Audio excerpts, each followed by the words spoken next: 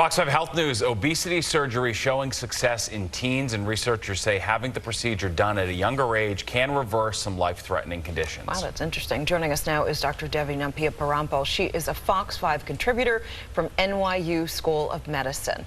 That brings up all kinds of questions about doing something like that at that age, Doctor. I agree with you. Yeah. I mean, the benefits seem to be there based on the study that, for these kids, not only does it help with obesity, but it also more dramatically improved their diabetes, so their blood sugar, their blood pressure, so high blood pressure, hypertension, and it had more of an effect in them when they were younger than compared to adults, right? So it means that the surgery, in terms of the benefit, has a more dramatic impact if you're younger, and the benefits are clearly there. The question is it worth the risk, right? So in terms of the short-term and long-term effects, short-term it seems to be the same whether you're a kid or whether you're an adult, that there could be some post-operative pain. You can have some complications from having some general problems with surgery in general. Exactly, exactly. Infection. And the kids seem to have maybe a little bit more risk with the post-operative pain management, with the medications. Maybe there could be more of an issue with substance abuse, although it's hard to tell. But the long-term effects are harder to tell because we don't know. It's not that common for kids to have this surgery. So, could there be some long-term consequences 10, 20 years down the line?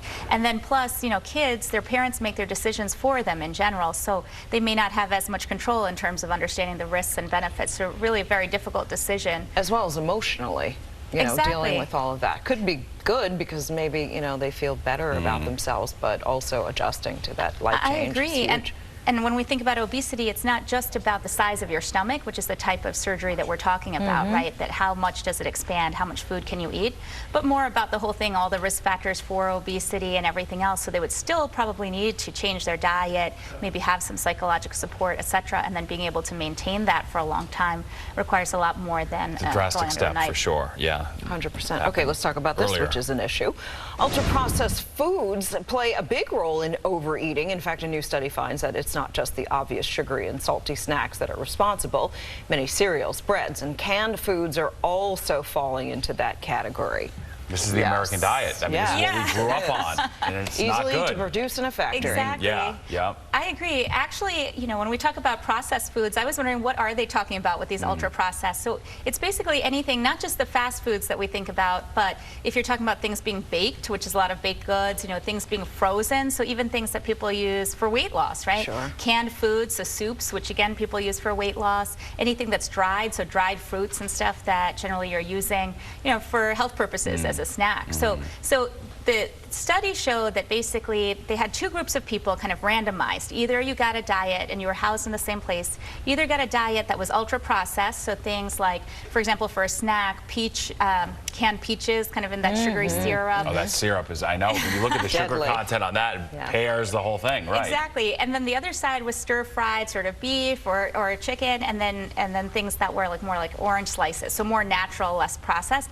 But the actual total amount of protein, fat, all of that stuff, sugar, salt, it was the same. So it was just a question of how much of people wanted to eat. And the people in the ultra-processed group tended to eat more of it. So they consume more calories. It's designed to make you eat more, right? Yeah, so 500 calories more per day, which meant that they gained about 2 pounds in 2 weeks, whereas the other group lost 2 pounds in 2 weeks. So it's pretty dramatic. 2 weeks is a very short amount of time. Exactly. So if you think about the American diet, it's not just about how much salt and sugar and these things that you're having, but whether this food actually affects your hormones to make you hungrier, so that you eat more, if it kind of stuns the hormones that actually would decrease your appetite. So it's problematic because these are the things that we really rely on, and even when you're trying to be healthy, you may be choosing things that are ultra processed. So I ran into that issue 10, 15 years ago when you start learning about health.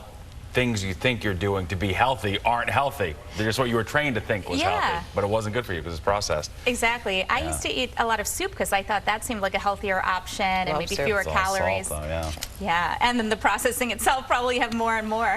It's tough. You got to be educated. All right, Dr. Devi, we appreciate it. Always a pleasure. Yes. Thank you so much.